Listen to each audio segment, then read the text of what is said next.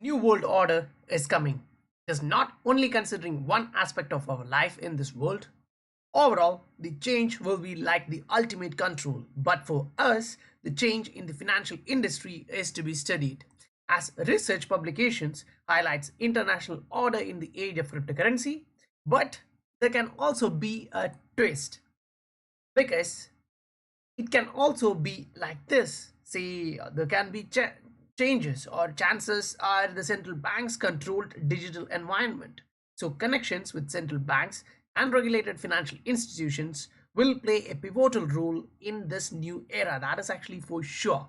And this document from the EU shows the disruption caused by a global currency.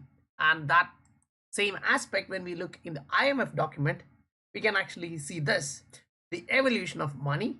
And guess what? It also mentions Ripple and explains it in the payments aspects.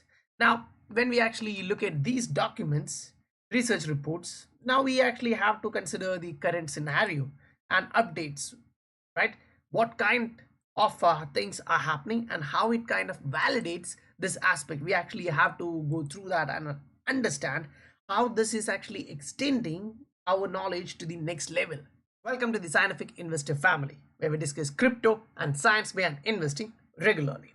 As regulatory clarity is pushed in, remember, it will be in the name of financial inclusion or it will be in the name of survival after the economic crash due to this health crisis. And at the same time, Ripple, the company, is looking to reach out to the ends of this world. So that's new corridors, new partnerships, new areas with central banks, right? So the ultimate success stems from the adoption and use cases. We actually know that, and it has been stated on stage by Brad Garlinghouse in front of elites from the financial industry. In this research article, which was published, say September 2019, that means they were actually working on that for at least 1 year before that, say 2018, late 2018, that area. So in that one, when we come to the bottom, we can actually see that potential revisionists say states like China, Russia may actually try and weaponize cryptocurrencies to challenge United States. And what are we seeing now? China coming up with the digital yuan and challenging United States dollar as the reserve currency of the world. So when we actually step a bit side, we can also see there is a chance that the decentralized digital currencies may become into like take us into a new world order in terms of financial area, financial industry. Say the payments will be controlled. Now that is the reason where even when we have the cryptocurrencies, the privacy coins are being subjected to scrutiny. They are looking at critically to identify. And recently, we also saw that cryptocurrency addresses can also be tracked. Now, this document actually details very detail about the payments, different aspects of payment, how it can disrupt, how it can be dangerous, what can be positive and all. And after stating that, it comes to this area: central banks, digital currency, that is synthetic central bank digital currency. Now this area we have actually went in detail previously, so I won't go into much detail, but just reminding one area in this section we focus on one specific option. Central banks have an issuance of central bank digital currency, namely cooperate with private issuers and issue synthetic central bank digital currency. So that means the central bank digital currency can be something which is issued by a private entity which central banks really trusts.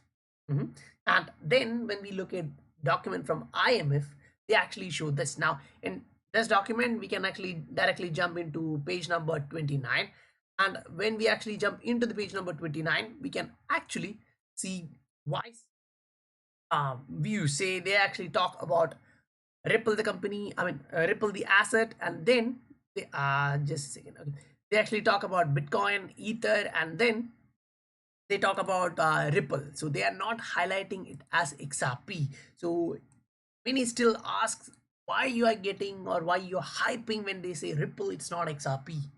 Now see, Bitcoin, Ether, they're not stating about those projects. They're literally about that coin, right? So in that aspect, they are mentioning it as that digital asset. So don't be confused if someone else is coming out and saying, no, they were actually talking about the project. Now, when we actually look here, This area is clearly showing how DLT, or distributed ledger technology, could reduce the cost of international transfers, include remittance, and foster financial inclusion. So, in the name of financial inclusion, in the name of thriving economy, or whatever they actually use to convince the wide retailers or the worldwide common man, that can be actually possible. But those who are invested in these digital assets can be considered as not even 1% considering the entire population of the world. When we talk about payments, central banks actually have the entire control as of now, right? So what central bankers actually think about this aspect? The Tony Richards, head of payments policy department at Reserve Bank of Australia, he actually in this interview he actually clarifies that well-established low-inflation national currencies are not threatened by privately established virtual currencies in respect to individual economies. But cybersecurity and cryptography risks will delay full-scale issuance in any country. So they are actually talking about a digital currency. Now, I think this was happening back in 2016, and now you have different nation coming out saying that we are ready to roll out our central bank digital currency. So when Brad Garlinghouse states that 2020 is the year of digital assets, you really have to consider digital currencies from central banks are also digital assets. Now, these digital assets have to communicate with each other and they actually need a bridge asset. And that's where Ripple, the company, comes in. As they expand to the ends of world, they actually give an option to the exchanges so that these exchanges can act as intermediaries for the central banks or the banking institutions to complete that particular payment. Now, from this tweet from James actually shows, this document which kind of highlights this can also extend till 2024. So now when we actually saw this 2016 document saying, CBDC coming out can actually take a bit more time. You also have to understand now, after 4 years, CBDCs are kind of rolling out. Now then, what is this regulations for? These will be for private virtual currencies, that will be for sure. Now, when we say that, you have to understand different countries have different rules. But now, automatically, once the US come into one item, they will actually consider crypto commodity, crypto security, or cryptocurrencies. Now, in different countries, XRP is considered as different things. Say for UK, they're considering it as a utility token because it serves for a purpose, right? It delivers a use case. Now in US, they're considering it as a currency, security, not security, a cryptocurrency. So these are there for exchanging a value, right? So currency being used as a bridge currency for exchange of value, or a utility token, it kind of serves the same aspect. But now with respect to crypto, when they are talking, there are not one or two crypto assets, right? But keep in mind, as we go down in value, say the market cycle, majority of the crypto projects are being crushed. If you look at last 3 years during the bear market, you can actually see that how many tokens were actually in first 10, first 20, first 50, and they were actually kicked out from first hundreds. There are thousands of cryptocurrencies, so if you look at the market cap, you will understand what I'm talking about. And other projects which are better, one better than other, came to the top, which were actually in the bottom. And not only that, some of them got the attention, and the project were so small, the coin price and the market cap priced because of the interest from the investors. But once we need to reach that maturity, we actually need the foundation of the regulation, and that regulation is now stating to be reached by that time. Now, when we actually talk about the geopolitical scenario here, say in this aspect of world order coming from Bloomberg, they actually talk about the geopolitical map, again redrawn about all these different aspects. They now consider a lot of things, including the stock market, towards everything. Now, this is an old document from the Insights, Ripple Insights, in that you can actually see they are really working with governments, regulators, and central banks who are actually finding value in XRP. Now, when we actually state that central banks and digital currencies, we know that 40 to 50 central banks, maybe the number has changed, it's now 50, it's now 60, it's now 70, we actually don't know. But hopefully in this swell, step by step, they're gonna give us announcements. It won't be like hype there. Instead, it will be like the reality, the practicality of this particular asset. Now, in this video, when we actually listen to this, we'll get a bit more idea about how this is evolving. Work doesn't work. It's been widely. Ryan, proof of work's been working. Let me finish. Let him Proof of work doesn't work. Finish, please. And in the early days of Bitcoin, there was a whole group of developers that broke off to create other assets, XRP being one of them, that doesn't use mining, that's cheaper from an energy perspective than Visa, and already scales to 1,500 transactions a second. A lot of these problems have already been solved. The challenge for adoption comes back to policy. The policy uncertainty around some of the assets has limited adoption, particularly here in the US. And I'm speaking from Ripple and XRP because we use that asset because it's a half a cent per payment. It's basically free. It scales and it's efficient. It's 1,500 transactions a second at nearly no energy burn. So we're at a point today where there are real solutions to all of these challenges that already exist. Policy has become the challenge. And we heard on the first panel that around centralization on China, and this is going to be a hard pill for Peter to swallow. But 80% of the mining power for Bitcoin is controlled by 6 mining pools, 5 of which are in China. Today, the policy certainty in the US exists for Bitcoin and Ethereum, despite the fact those are China-controlled platforms. So activity goes to those platforms. What we need to do from a policy perspective in the US is look at the places where there are uncertainty. And one place, I'm speaking directly for me here, is XRP, where it looks like Bitcoin. It's decentralized, it's open source. We have 7% of the validation power on that, rather small in there. Grouping or giving clarity to those ones that are very similar to Bitcoin and Ethereum, that have the same characteristics and should be classified the same way. And then we're creating a level playing field across all the cryptos. I'm not anti-Bitcoin or anti-Ethereum by any means. I think there's a lot of great potential and breakthrough there. But we need to have a level playing field so the market can pick which ones they want to use and not be, as today they are, hindered by regulatory uncertainty. So that 2 minutes actually give us a long perspective of what we were actually saying. If US have to be thriving in the new world order, the upcoming world order after this post-crisis, we have to actually understand that the change will be severe. To solve this problem, there can be a lot of steps taken in, and one of that step is actually highlighted by Ryan there.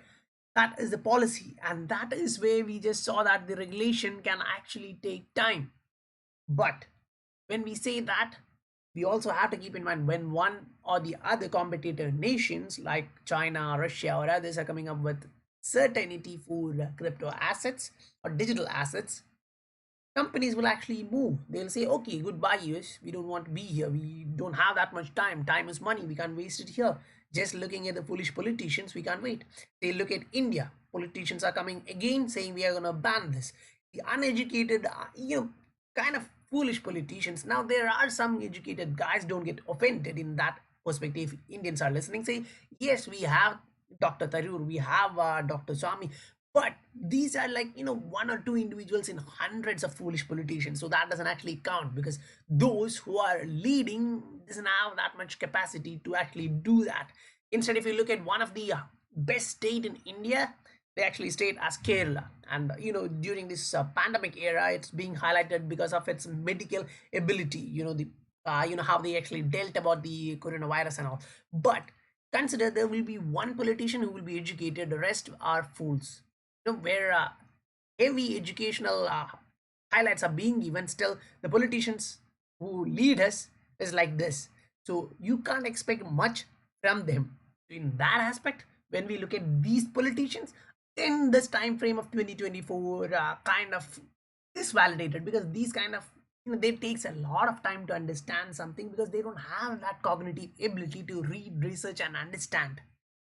But at the same time, if they need to be a leader in the new world order, say for example, if we consider United States during or back in the internet revolution, that time they actually led that by creating a level playing field, a clear policy, regulations, stuffs in the US, and the US actually become the leader for last generation, right?